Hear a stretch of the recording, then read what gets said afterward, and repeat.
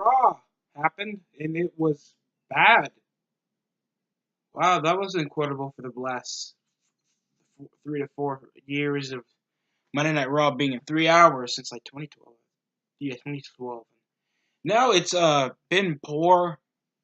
They're trying to build up this Becky Lynch, and this Sunday's Elimination Chamber. And after the brand exclusive pay-per-views are over, finally Raw and SmackDown can finally just coexist with the same pay-per-view. They're trying to issue this crap by rushed production of pay-per-views because they can do it. You want to have the Elimination Chamber? Hell, let's just have it late February and then have no other pay-per-view to just build up WrestleMania. Why the fuck do we need Fastlane? Then we need Fastlane for this. And then later on to the show, spoilers are plenty because this is a review. This is an evaluation. Whoever fuck it. Oh my god, I'm just angry. I'm just angry right now. I'm trying. I'm trying my best to keep my composure. Evaluate every segment, every match, every moment that happened this entire show, and I don't give a shit. This show was just poor, through and three out. They had to redo a goddamn six-man tag. You know how annoying that shit is, especially if guys have to get their own shit in, still in the ring. It was poor. And I'm telling you off experience, I've watched a lot of Monday Night Raw. And when it comes to watching Monday Night Raw, they do a reasonable time, at least 15 to 20 minutes of a six-man tag so everybody can get their stuff in.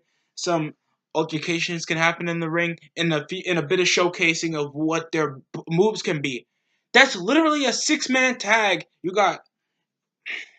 We're just gonna do this to end, to start to finish, so I don't have to lose my shit.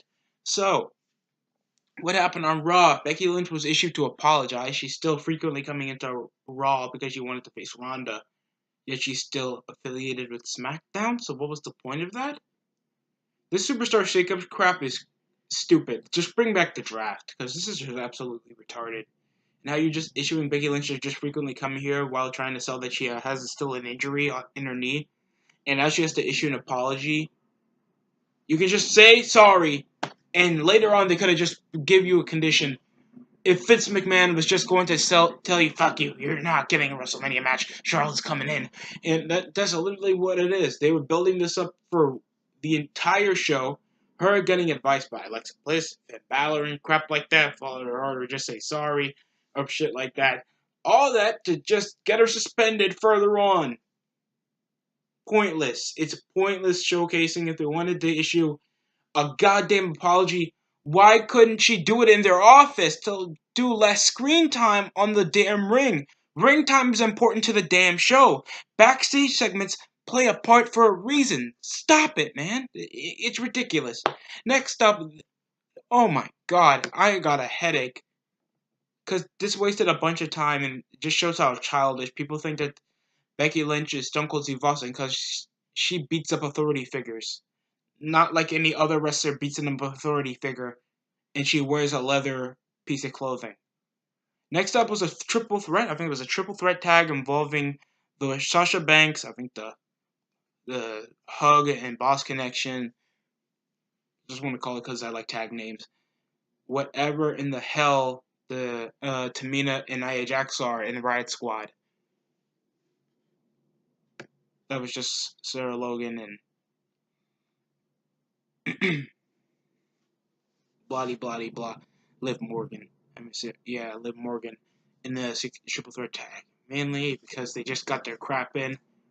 Nia Jax can still not move. She's shown no frequent different variation of movement. It's just her lifting and tossing away women like it's nothing. She's the only person that looked like you can beat her in a real fight. While Liv Morgan was just trying to do some BS athletic crap while trying to do some stuff with Sarah Logan. And of course, Bayley just carrying the rest of the match because Sasha Banks can't do over 20-minute matches. Now, as much as you want to give her praise about NXT crap, that's NXT.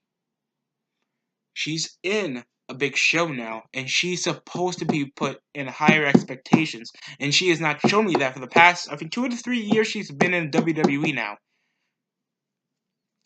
She has not put up good, productive matches. She obviously isn't the best wrestler in the company. That goes to frickin' Charlotte Flair. That they could have just issued a tag team tournament involving the women for the women's tag titles, and they could have done an elimination chamber. Why you have to have 2 weeks before, 2 weeks after, I think it's like 2 weeks after the Royal Rumble that Seth Rollins won? We already have 2 weeks later the elimination chamber. Now think of 2017, how mind-numbing the goddamn pay-per-views were for the brand exclusive pay-per-views, and you got WWE still issuing 2 extra pay-per-views before the biggest show of the freaking year. That's irritating. That's really annoying, and it's really stupid. So Snuka and Nia wins, and I think that means they're supposed to secure being the last selection in the fucking elimination chamber. And I know the elimination chamber is supposed to be built specifically so the women can compete. Because obviously, if the women weren't gifted this many goddamn gifts, the elimination chamber would look like an actual intimidating mess instead of something that the children would play on in a VIP section of a goddamn WrestleMania tour and crap like that. That crap looks terrible. That's an insult to the elimination chamber. Now it looks smaller, more secure, and looks like a fucking playground if the kids want to see what a WWE rings look like around a small, securable cage, since they can't be near the Hell in a Cell for some apparent reason. It is... Sorry. Just going over most of the show, it was poor segment after segment. They were doing a promo into another women's match. They do not care about the women. As much as they be like, oh, women's tag titles. Asuka, when's the last time you seen Asuka with a reasonable amount of screen time and involving not another wrestler? She can't do promos. She didn't even have a match. All that crap. And that's SmackDown Women's Champion. She's gifted less screen time than fucking Naomi. And she hasn't won the women's title since WrestleMania. No, I mean since like 2017. We're just doing this out of sympathy's sake for the women's division. Next up was just oh my god. It's supposed to be Lucha House Party and interrupting Elias's performance and blah blah blah. Elias hits the freaking Lucha House Party. The Lucha House Party with I think it was Kalisto, and kind of interrupted the segment. And that was pretty much it. Because Elias, after facing Jeff Jarrett and thought they were going to go into a feud, he just assaults the Lucha House Party. After, gloating, doing the crap, insulting the setting, and, of course, overdoing himself to waste screen time. If he wanted to not be interrupted that much, why couldn't he just make his own stage backstage? I'm just saying, backstage segments count for a reason. It makes more character. It creates a bit of setting for wrestlers to be in. When's the last time you've seen a frickin' GM or an authority figure in their frickin' office? Or making their own, special room, or at least hanging out in the locker room. You don't see that a lot anymore on Raw, because all they focus on is the interviews, the backstage segment, when they fight after an interview, or what happens in the ring where most of the crap happens. They're doing too much, and they're wasting time in a 3-hour slot. WWE, you gotta stop. You gotta slow the fuck down. And all that came to was Lucha House Party messing around with Elias. Then Finn Balor versus Drew McIntyre. It would go well until Balor won by disqualification with interruption of Lashley. Then multiple babyfaces came out with Kurt Angle, Braun Strowman to issue a 6-man tag. And they redid that 6-man tag. They had to redo it.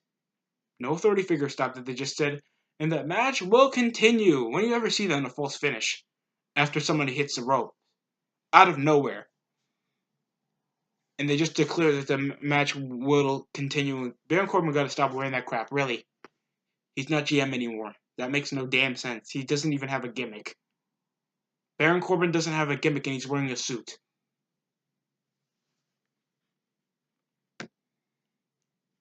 Got their crap in. I think it ended with a coup de grace. Braun Strowman continued power slamming. It was fun just seeing Braun Strowman roam around the ring and just beat the crap out of everyone by hitting them with a pounce every time. It's funny when Baron Corbin went through it, but this match went for way too long for a 6-man tag. And you had Kurt Angle still working. He is a Hall of Fame, by the way. He's a Hall of Famer. He's still competing. Still competing. You couldn't even give him back his job. He couldn't manage one of the young guys like Bobby Lashley and stuff like that. Thanks, he's one of the most decorated guys on Raw. Next up was just absolutely embarrassing. They had a promo into the women's tag match, into Nikki Cross's match, where she's continuously losing except her debut match that she had Ruby Riott on to just get pinned clean. No assistance off the Riott Squad. She got pinned clean. Why did you pick up these NXT guys if they're just going to have 50-50 booking? You don't want to show any of these guys are having any sort of advantage. Cheating. Or at least have a higher caliber of wrestling that the main roster guys have to use something else to win. You have no character depth at all. It's making me spit everywhere because I'm angry. I'm angry because you guys continue off this 50-50 crap when it's obviously not causing any interest at all. Wrestling against the same guy doesn't create character. It doesn't create more interest into the fight. There's no point making a pay-per-view if you're going to see these guys wrestle 24/7 every fucking week. Same thing. They did Dean Ambrose and EC3. They wrestled last week. That EC3 won by roll-up. I don't care because the match was succumb to just show off what EC3 can do. Neck breaker, blah, blah, blah, lifting Ambrose up. He has a nice physique. He seems to be pretty calm, collected in the freaking mic. So why don't they have an elimination chamber for the males? Seth Rollins, I heard his injury. Mustafa Ali is also injured. So we're just forgetting that the Universal title exists. There's only 3 championships, and no one cares that the world champion is going to miss at least 2 pay-per-views until WrestleMania. McMahon's not concerned. Nobody else is concerned that they're losing their opportunity and wasting their time and skills knowing that the world champion isn't going to be there all because he's part-time. Do you understand why people tune out? There's no champion. Nikki Cross loses clean, then fucking EC3 loses clean. What does this show off? And they're taking this Seth Rollins segment addressing Brock Lesnar saying, you don't care. I'll slay the beast. I don't care. That's every Brock Lesnar promo ever with Paul Heyman coming up for no reason.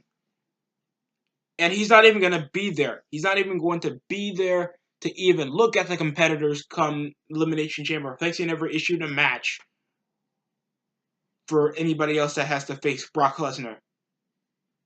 Thanks, Seth Rollins has a shot. Nobody else. This effing sucks in so many ways. I'd rather have Goldberg as Universal Champion because he doesn't treat himself so high and mighty and full of shit. At least Goldberg looks like he'll compete against some guys.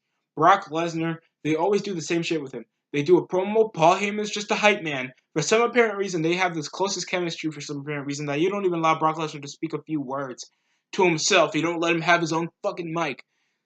And you just let Paul Heyman do it because he's somehow a hype man when it comes to just saying, it's gonna be a fight. The Beast. My name.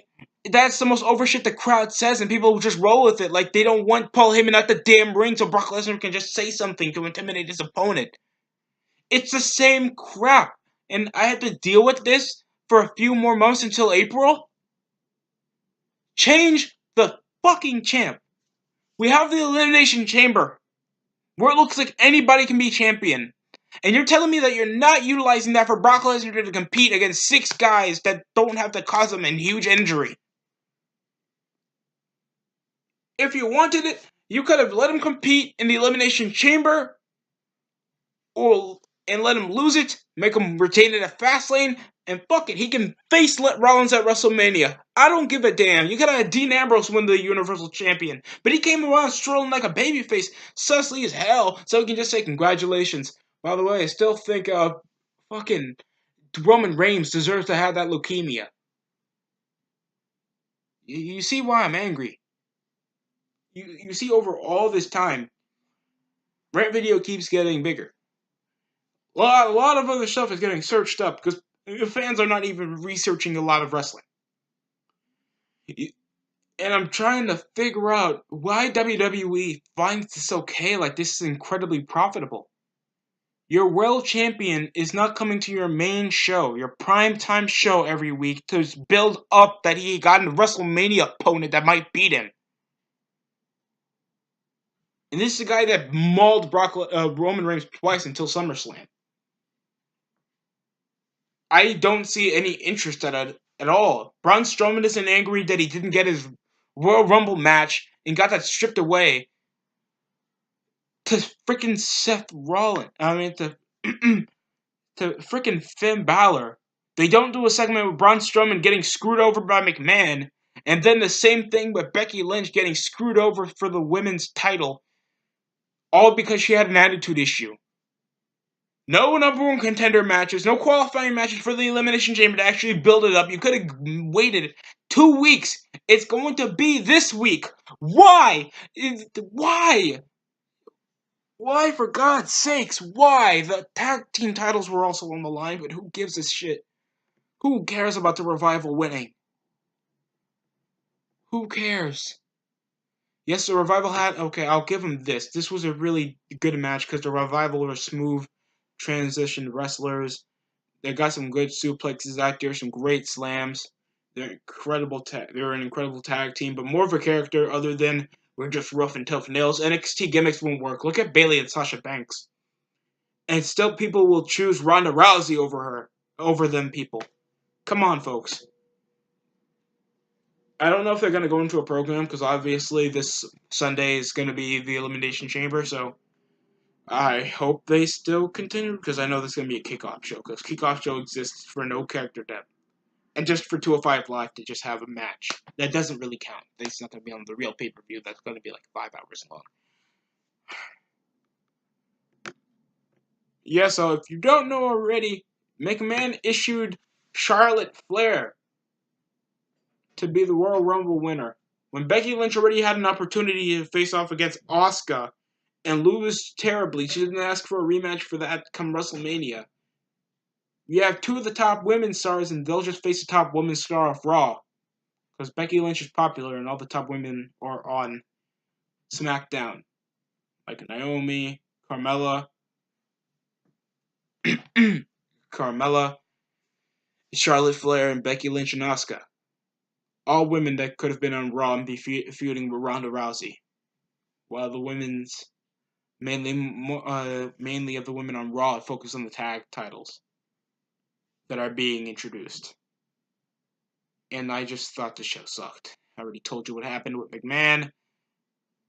And all this crap about just the attitude issue, and obviously he didn't forgive Becky about the little abstract that hitting my daughter and my son-in-law. And this is the man that got slapped off AJ Styles and just somehow was okay with giving him a title shot come Royal Rumble.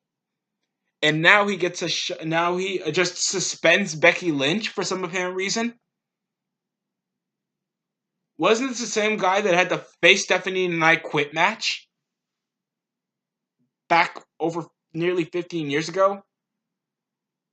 I'm just saying, this is completely hypocritical and stupid. The show wasted everyone's time. No one cared about the main eventers. No one cared about the mid-card, the top stars, the women tag, the women's division. Nobody cared about how they're building up NXT, how rushed they're making pay-per-views feel on the network for some apparent reason. And I'm okay. Because if WWE crashed and burns and they think that fans are not coming back to watch your show, all because they just don't get it. and making a football league like that won't fuck them up like that did nearly 20 years ago. How they implemented a football league when they were the most successful wrestling promotion in the fucking world after buying out both WCW and ECW, and now no competition. I don't get it. They're a dominant structure and they're acting like fucking retards that are trying to own Google. This was a poor show. This gets a 3 out of 10. I don't want to talk about this anymore. SmackDown review's coming up soon. Thanks for watching.